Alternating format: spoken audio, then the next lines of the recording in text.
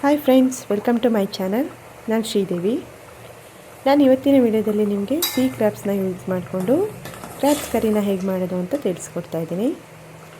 Recipe ತುಂಬ ಈಸಿಯಾಗಿದೆ ಮತ್ತು ತುಂಬ ಬೇಗನೂ ಆಗುತ್ತೆ, ತುಂಬ ಟೇಸ್ಟಿಯಾಗೂ ಇರುತ್ತೆ. ನೀವು ಕೂಡ ಈ ರೆಸಿಪಿನ ಒಂದ್ಸಲ ಟ್ರೈ ಮಾಡಿ ನೋಡಿ. ಬನ್ನಿ, ಇದಕ್ಕೆ ಬೇಕಾಗಿರುವಂಥ ಇಂಗ್ರೀಡಿಯೆಂಟ್ಸ್ನ ನೋಡೋಣ. ಟೊಮೆಟೊ, ಈರುಳ್ಳಿ, ಶುಂಠಿ, ಬೆಳ್ಳುಳ್ಳಿ, ಕೊತ್ತಂಬರಿ ಸೊಪ್ಪು, 1 ಕಪ್ ಕಾಯಿ ತುರಿ, ಅರಿಶಿಣದ ಪುಡಿ, ಧನಿಯಾ ಪುಡಿ, ಖಾರದ ಪುಡಿ, ಸಣ್ಣ ನಿಂಬೆಹಣ್ಣಿನ ಗಾತ್ರದಷ್ಟು ಹುಣಸೆಹಣ್ಣು, ಕರಿಮೆಣಸಿನಕಾಳು, ಕರಿಬೇವಿನ ಸೊಪ್ಪು ಮತ್ತು ಕ್ರ್ಯಾಬ್ಸ್ನ ಚೆನ್ನಾಗಿ ತೊಳೆದು ರೆಡಿ ಮಾಡಿ ಇಟ್ಕೊಂಡಿದ್ವಿ.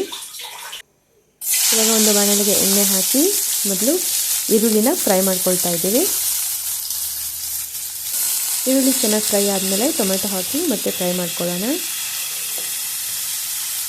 ಶುಂಠಿ, ಬೆಳ್ಳುಳ್ಳಿ, ಸ್ವಲ್ಪ ಕೊತ್ತಂಬರಿ ಸೊಪ್ಪು ಎಲ್ಲದನ್ನು ಚೆನ್ನಾಗಿ ಫ್ರೈ ಮಾಡ್ಕೋಬೇಕು.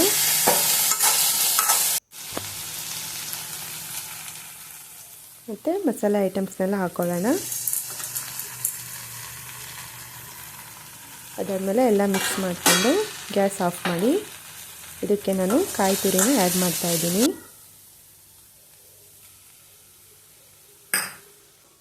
ಇವಾಗ ಸ್ವಲ್ಪ ತಣ್ಣಗಾಗೋವರೆಗೂ ಬಿಟ್ಟು ಮಿಕ್ಸಿ ಜಾರ್ಗೆ ಹಾಕ್ಕೊಂಡು ಚೆನ್ನಾಗಿ ಗ್ರೈಂಡ್ ಮಾಡ್ಕೊಳ್ಳೋಣ. ಅದಾದಮೇಲೆ ಒಂದು ಪಾತ್ರೆಗೆ ಎಣ್ಣೆ ಹಾಕಿ ಈರುಳ್ಳಿ ಮತ್ತು ಟೊಮೆಟೊನ ಫ್ರೈ ಮಾಡ್ಕೊಳ್ಳೋಣ.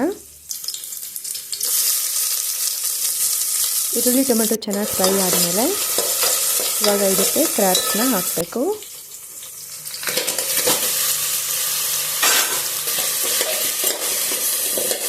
ಇವಾಗ ಒಂದು ಅರ್ಧ ಸ್ಪೂನು ಅರಿಶಿಣದ ಪುಡಿ ಹಾಕಿ ಚೆನ್ನಾಗಿ ಫ್ರೈ ಮಾಡ್ಕೋಬೇಕು.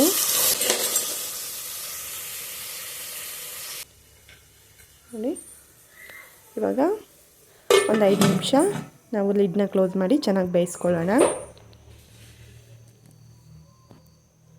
ನೋಡಿ, ಏಡಿ ಚೆನ್ನಾಗಿ ಬೇಯ್ದಿದೆ. ಇವಾಗ ಇದಕ್ಕೆ ಖಾರನ ಹಾಕ್ಕೋಬೇಕು.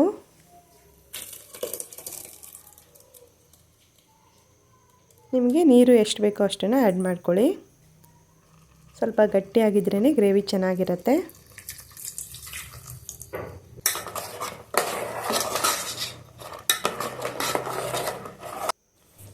ನೋಡಿ, ಅದಾದಮೇಲೆ ಕರಿಬೇವಿನ ಸೊಪ್ಪನ್ನು ಹಾಕಿ ಚೆನ್ನಾಗಿ ಕುದಿಸ್ಕೊಳ್ಳೋಣ. ಇದನ್ನ ಕ್ಲೋಸ್ ಮಾಡಿ ಒಂದು 5 ನಿಮಿಷ ಚೆನ್ನಾಗಿ ಬೇಯಿಸ್ಕೋಬೇಕು. ಅದಾದಮೇಲೆ ಲಾಸ್ಟಲ್ಲಿ ನಾವು ಸ್ವಲ್ಪ ಕೊತ್ತಂಬರಿ ಸೊಪ್ಪನ್ನು ಹಾಕಿ ಚೆನ್ನಾಗಿ ಬೇಯಿಸ್ಕೊಳ್ಳೋಣ.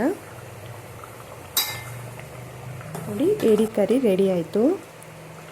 ರೆಸಿಪಿ ತುಂಬ ಚೆನ್ನಾಗಿದೆ. ನಿಮಗೂ ರೆಸಿಪಿ ಇಷ್ಟ ಆಗಿದರೆ ಒಂದ್ಸಲ ಟ್ರೈ ಮಾಡಿ. ಮತ್ತು ಮರಿದೇನೆ ಲೈಕ್ ಮಾಡಿ, ಕಮೆಂಟ್ ಮಾಡಿ, ಸಬ್ಸ್ಕ್ರೈಬ್ ಮಾಡಿ. Thank you.